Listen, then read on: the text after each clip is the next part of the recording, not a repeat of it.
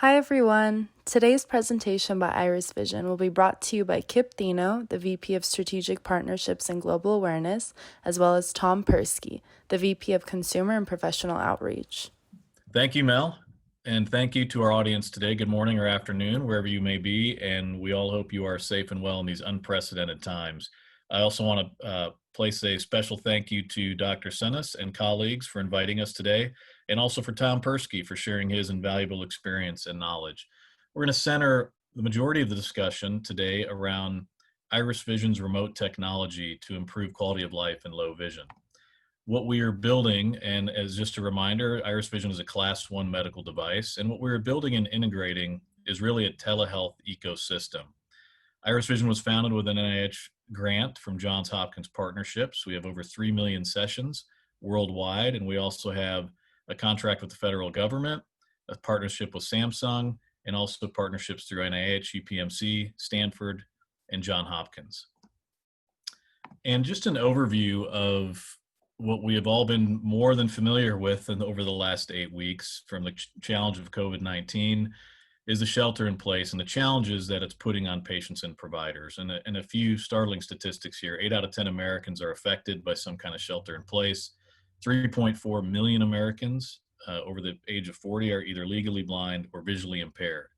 And 1 in 5 in this patient population or demographic in the US live alone.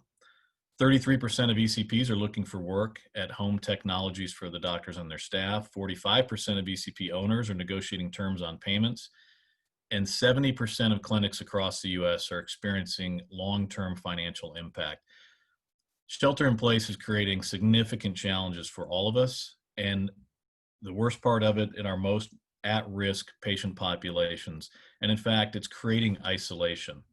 IrisVision wants to find a solution for that. The current state of the vision care world in what they're calling the new normal is what COVID-19 has actually done, not only to patients and physicians, to eye care centers and clinics, academic institutions, and even the VA, further distancing patient care and patient connectivity to the physician. Some other statistics that are coming through is that since this COVID-19 pandemic has occurred, telehealth and the need for telehealth is becoming an exploding market and actually a necessity. Technology must evolve. I'd like to turn it over to Tom to discuss conditions, technology, and science of IrisVision and his experience. Tom? Thank you, Kip. So as you know, the wearable technology has been on the increase in the last 5 years in the low vision field. And our technology is utilizing hardware from the Samsung Corporation and the smartphone technology with the VR headset. But here we have this real estate of a very large screen, and then using, of course, relative distance magnification, we're right close to the eyes. But for myself, having Stargardt's in many years were the 2200 range, and as I worked later in my life with Dr. Gerald Fishman, and my scotoma increased about 30% from age 50 to age 60, I was not able to use some of the older technologies. Here, the largeness of the screen and the magnification works great with a very immersive view.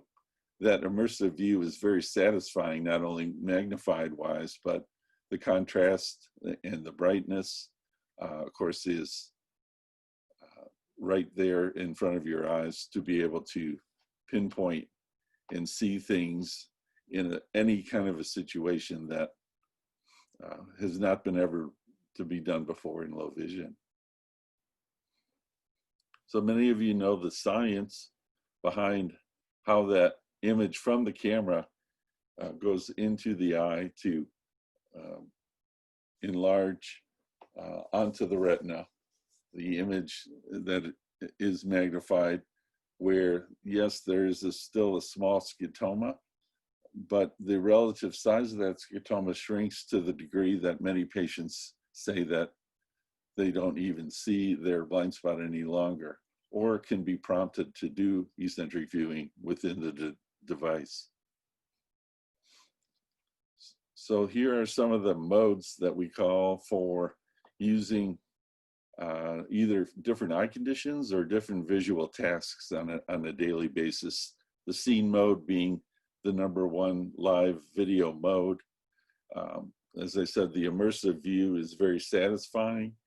One of the key factors in using IrisVision is that mode as you look down at near and you look back up at distance or intermediate and then back to near again is almost instantaneous. That there's no way that the user actually sees any transition points, which makes it very functional in using it for everyday life. So of course for reading, we have the different color contrasts. For inverted text is very helpful for glaucoma RP patients. We have developed a mode we call the RP mode, and this is where with a simple use of a touchpad, the patient with a field restriction can take the normal view, which would be for a normal person a 70-degree view at 1x, and be able to take their finger down slowly the touchpad and push that 70-degree image out virtually in front of them into the area where their vision still remains. It works quite well. We've had very good reviews. Other views include a bioptic view, which can be manipulated where the bioptic area of magnification can actually be placed anywhere on the screen, up above or down below, and can be used with distance or intermediate tasks. And then the bubble view is a patented view that we have that has been increased in its advancement, where we can now move that bubble to different parts of the screen so that a patient may want to use, for instance, intermediate distances, let's say like playing cards, where they would look through the bubble and be able to see the cards on the table, and then holding the cards in their hand on the other side of the screen, be able to see those cards at near. And so you get a magnified image from near and intermediate on the screen at the same time. That's also not been able to be done before in low vision. So what we have found in results for those who are using IrisVision is they may begin with reading and using the device for watching television, but as the months go by, we find that they're using more and more of the intermediate distance tasks. They're starting to take the device with them to all these situations, and they're showing a great improvement in their visual function, cognitive abilities, and we get reports, of course, every week of the hundreds and thousands of persons who let us know that it's been very life-changing for them in using this device on an everyday basis. I want to review a little bit about the customer experience and the journey that they go through in receiving IrisVision and receiving the support and training that comes. We have been doing that remotely now for over 18 months. We've learned a lot about serving persons in their home, persons and families, of course, who are visually impaired. So as they receive the device, our trainers, professional trainers who themselves also have low vision, will help the patient and family to understand the device, understand the controls of the device and how it's used. Pretty much any age or anywhere, we can do it remotely and have been doing that for around the world.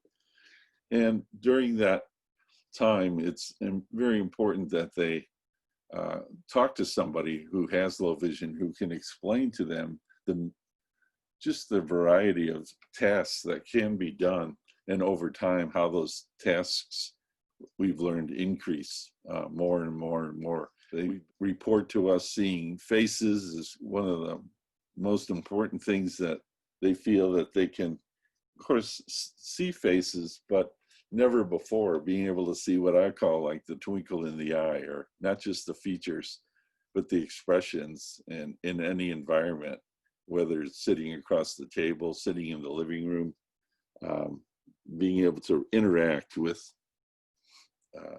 those in the family, everyday life, hobbies, crafts, all kinds of things begin to open up.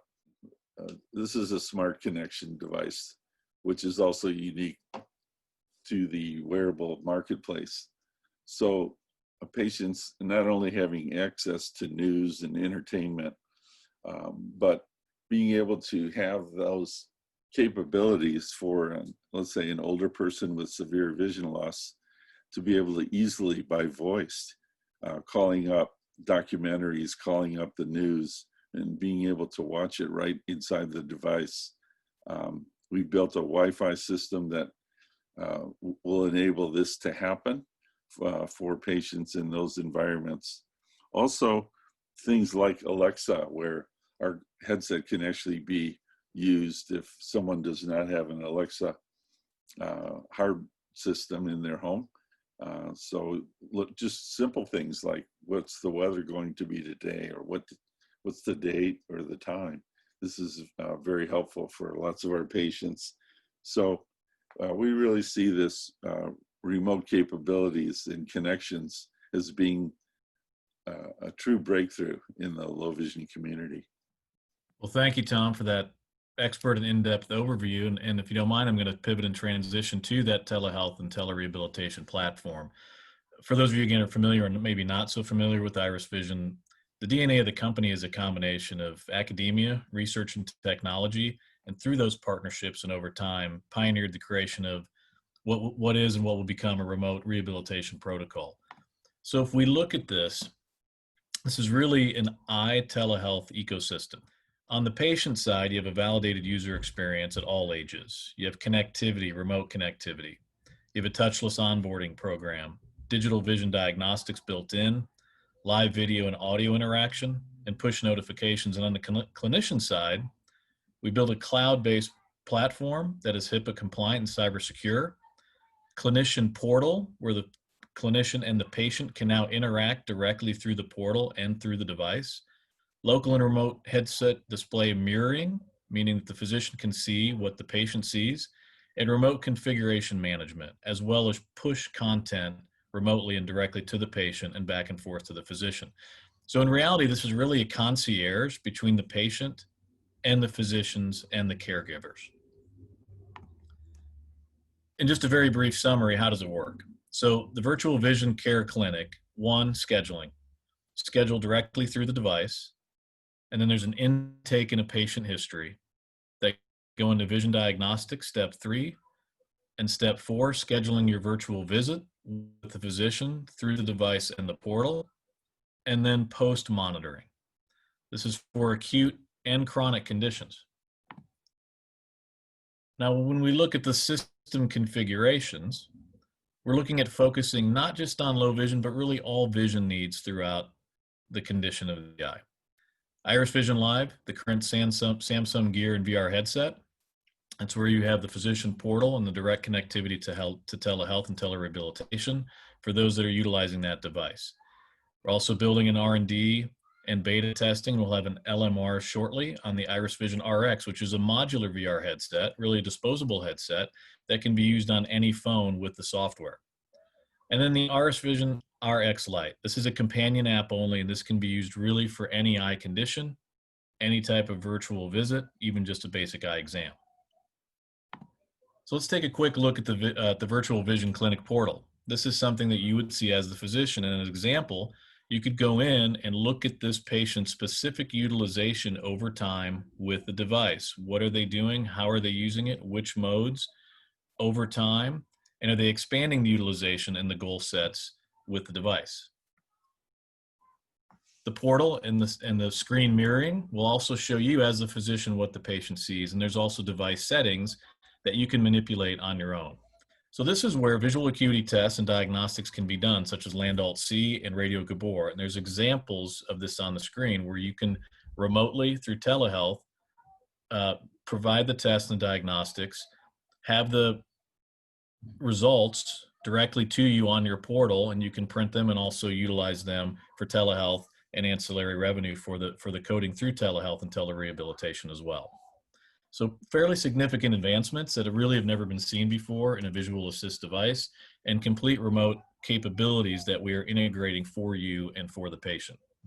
We look at telemedicine's impact overall and what IrisVision would like to contribute. So for clinicians and OTs, having care really anywhere in the world remotely to be able to monitor the patient, the utilization, schedule appointments, diagnostic tests, usage analysis. The clinician portal will sync with your EHR, and the IrisVision conduit to the patients all interact together, working again as a concierge. For patients, the patients now can reconnect with their physicians from home in assisted living facilities if they're in a geography that's significantly far away from their provider. And it's ideal for the patients that also have limited mobility, limited caregivers, or limited ability to, say, drive or travel, or have comorbidities or chronic conditions that also need monitoring through this telehealth ecosystem that we have built and are continuing to build and launch for the future. I'd like to go to just very briefly, my last segment here is clinical validation. There's an old saying in medicine, show me the data. And realizing from a physician's experience, following the clues and using data and evidence-based medicine to make decisions, IrisVision is a Class 1 medical device, and through our partners, has external and internal validation through multi-center research studies. We look at data-proven successes. When you look at efficacy of a device through clinical evidence is extremely important, but we also look at real-world data and results, including quality of life, mental, physical, emotional, quality of life data points and analytics are extremely important. So with IrisVision, looking at the proven successes, a solution for every age, 8 years old to 106 years old are utilizing the device currently. Works for most eye conditions, as Tom said, that cause low vision or legal blindness. And for a wide range of visual acuity from 20/40 to 20/1000, so moderate to the severe cases. And a significant point here is that when we look at the data, 260% increase in usage over the first 6 weeks. So what does this mean? This means that the patients through our professional education team are not only establishing goals out of the gate, but they are continuing to stretch those goals, becoming masters of the device and establishing new goals to increase their living in independence. In addition to published studies and data from our patients and the devices provides these valuable insights directly to us. We've conducted multiple studies on our own with more than 600 devices used. And here's a little bit of what we've learned. And again, it's not just the efficacy, but mental, physical, and emotional health. There's been an increase in cognition or cognitive function. That's mental health. Activity, again, near and intermediate vision, going to the supermarket, near and distance vision, looking at entertainment, socializing. This is extremely important when you look at mental health and decreased anxiety, especially now when there's so much isolation. Socialization could not be more important now more than ever. And of course, distance. When you look at outdoor activities increasing, all of these factor in to a more independent and higher value in data sets to these patients for quality of life. 3 very quick but extremely important examples of life-changing impact. James Sell, 18-year-old student, optic nerve atrophy diagnosed at the age of 3. His goals were simple. Read. I want to see the board at school again. I want to view entertainment and gaming. He's now able to do all of these. Ashley Easel, 31 years old, macular degeneration. Her goals, I want to work in the classroom. I want to read to my students and daughters again. She's now doing that with IrisVision. And Jimmy Blakely, 71-year-old veteran, macular degeneration. His goals, independent activities, daily living. I want to cook, pay bills, and I want to take care of my wife with cancer. And Jimmy is now doing all of those. Well, thank you all again. And Dr. Sinis and colleagues, thank you for inviting us today. And Tom, really appreciate all of your expertise and experience and everything that you've done and continue to do for the low vision community. And I just want to end and wrap it up with this. The impact and the isolation of those most in need and most at risk couldn't be more critical than it is right now. For the physicians, the patient, the occupational therapists, If IrisVision is the right solution or potentially the right solution for your patients that you know are isolated right now, again, everything that we do is remote from the minute that they get the device. If you're also interested in the telehealth ecosystem and telerehabilitation, please do not hesitate to contact us at any time, and we would love to provide you with more information. We just hope that everybody is safe out there, that you found this information to be productive and educational.